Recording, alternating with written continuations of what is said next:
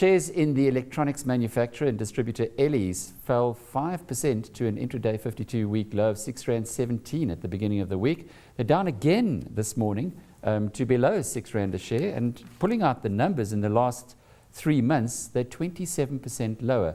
The Chief Executive, Wayne Samson, is with us in studio. Not least, Wayne, because the last time we spoke, I was actually, when you left here, I was all excited about Ellies, and I almost went out and bought some shares in your company. To a degree, I'm glad I didn't, because the share price just seems to be going in one direction. What's going on? I actually don't know. We're very upset and very concerned. If I may be blunt, I think a lot of it's been to do with a certain amount of media hype, which has been really misconstrued and everything out there. I mean, I won't even say what sources, but I hear on radio and on tweets that directors are continuously selling shares on trying to go out. What do they know that the market doesn't know? In the last 3 months, there's been one director's dealings of 200,000 shares, which constitutes 0.001% of the director's holdings in Ellies. So how this constitutes this bailout, I don't actually understand. I'm at a loss for words. You know, I went now back to the share trade since we came into open period at the end of July, and we're still at a net 200,000 shares sold. So, and you've heard it in the press. Where does this hype come from? How does it get reported so falsely? And I think that's what stirred a bit of panic in the market. So there might be a short seller out there that's infiltrating the news channels. Yeah, listen, that's what I believe. I think as Ellies, we've taken a policy over many years to be open and honest with our investors. At our results presentation in July, I did turn around to all the investors and say, listen, the first 6 months would be a hard act to follow after the first 6 months last year. The first 6 months of our 2012, we came out with a 102% increase in profits, which is a hard thing to beat, but that we're on the right track, and we, as Ellies, we're still confident on growth for the year. Maybe we could just talk a little about the OpenView TV, because you were very bullish about that last time you were in studio. It's a few weeks further down. Do you have more clarity for us? Well, it launched last week, so it's still very early into it. Listen, I don't think the likes of MultiChoice and everyone else are going to lie down. It's going to be a bun fight, but you know, the way I see it, there are two different markets. You've got your higher LSM, your subscriber market, and you've got a free-to-air market. If you look at the statistics, I think there's around about 11 million TV viewing households. I think MultiChoice has around about 3 million, which means you've got 8 million households that are watching free-to-view. With the digital migration coming through, they've now got an option of going DTT or going on the OVHD bouquet, which is there. It's a once-off purchase and there's no subscription thereafter. So it's an option there, and I really believe it will get traction in the long run. But you should win both ways, because if MultiChoice fights with OpenView and reduces their prices still further, that means more satellite installations for you, presumably. 100%, but I don't even think there's an issue of reducing prices. I think OVHD is going out between 1,700 and 1,900 Rand retail in the market. So I don't even think that's for the installation. For the installation part. But I mean, for the if DSTV brought down their bouquets to say 10 Rand, surely that would open. They've already got a 20 Rand for the lowest bouquet, so it is there.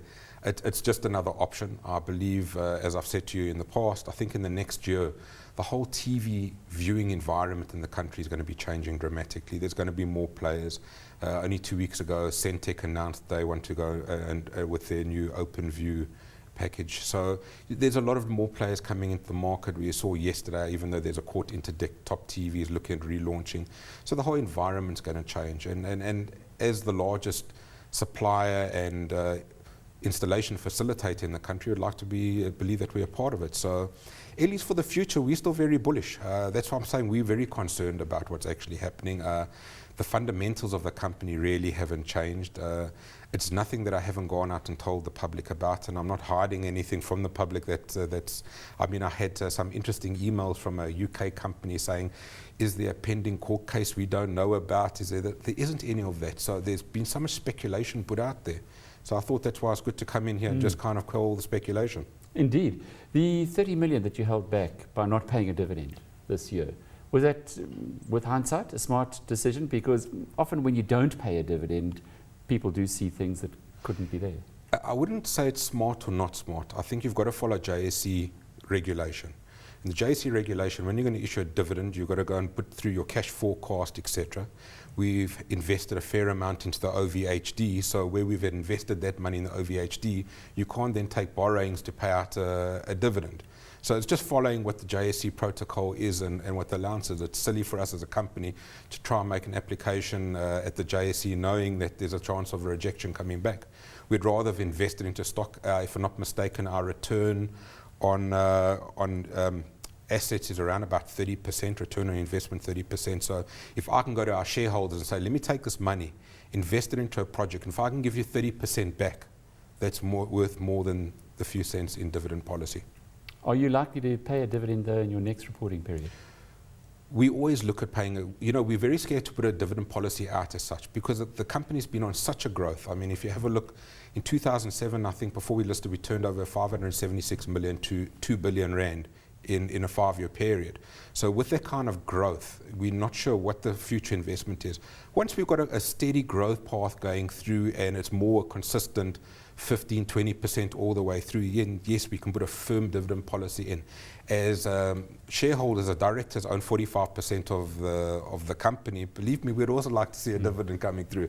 But we're trying to be prudent and do what's in the best interest of the company and the shareholders. It's just an interesting phase that we're going through with the market at the moment. You'll pay a 20 PE, for instance, for an SAB Miller, which is growing at 5%. But you know that 5% is solid. And dividends sometimes come into the calculation of investors in that kind of environment. But when looking at your share price, you're down to under 2 billion rand in market cap now. So it's been quite a hit that you've taken there. What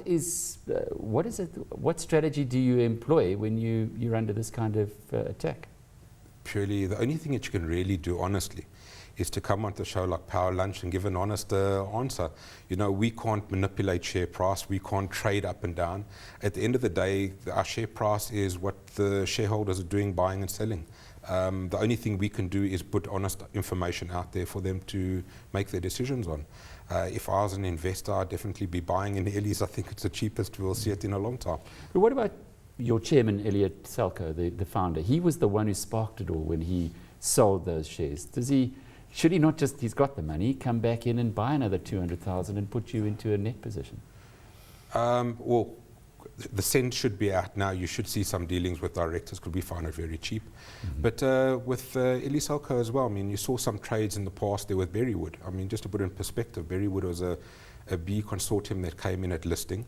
They were defaulting, so those shares were going to be dumped on the market. He took them up so it doesn't get dumped on the market. He's just trying to recoup what he put in to stop the dumping in the market. So, that's the story of that. But the part that's very difficult as a listed company, it's something we're learning, I don't think we'll ever come to grips with it, is that directors of companies are human beings as well. They've got bonds, they've got expenses, they've got everything else. I don't think it's reasonable for a director to be told to hold forever and a day, with the growth of the company. That I'd also like to realize some wealth or profit going through. I think you would be concerned if a director went and dumped 50% or 60 or more percent of your shares, but that's not what the case is. Especially if you're not paying dividends. That's one of the theories that Warren Buffett was talking about at the AGM this year. Rather than pay dividends, he suggests that people who need the income sell a small percentage of their shares every year, and in that way, because the share price will continue going higher, they actually have a better after-tax return. Sure. Wayne, do you have any idea on who is selling shares to push the price down? It's been across the board. I think the biggest panic I'm seeing, because I get a day-to-day, a week-by-week trade, we've got a lot of private investors, that are on the internet buying and trading. And from what I can see, the vast majority of trades in the market are the smaller investors through. And they're the ones that are most influenced by media report and hype, etc. And I do see one or two institutions buying up what's going cheap, which is a clever move to do.